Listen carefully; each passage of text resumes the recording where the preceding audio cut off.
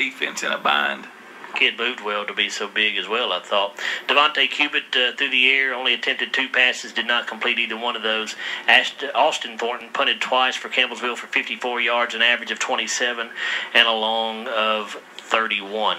Defensively for the Scotties, want to look at the tackles on the night. Karam Kimball leads the team with 8 tackles, also had a fumble recovery. Jasper Mundy had 7 tackles. Henry Harris had 7 stops on the night. And then we'll just go down the line here. Dalvin Smith with 2 tackles. Drake Poland had 2. Gavin Bird with 3. Austin Asher 1. Ben Hughes had 2 tackles and a fumble recovery. We should also go back and tell you that Eric Bradshaw recovered an onside kick to start the ball game, and Matthew Molden winds up with 4 tackles on the night and a fumble recovery. Draven Pope had 5 tackles on the evening. Stephen Franklin had 3 tackles and a fumble recovery. And seeing that stat about Eric getting that onside kick, Jeff, it reminds me to ask you, was that something that was planned? Did Dalvin not get a good foot on that ball, or was that an intentional onside kick to start the ball game? Well, it was a little bit of both. We weren't going to kick it onside to say we were going to kick it short, trying to keep it away from Young, and it kind of went off the side of Dalvin's foot, and as luck played it, we were in the right spot at the right time.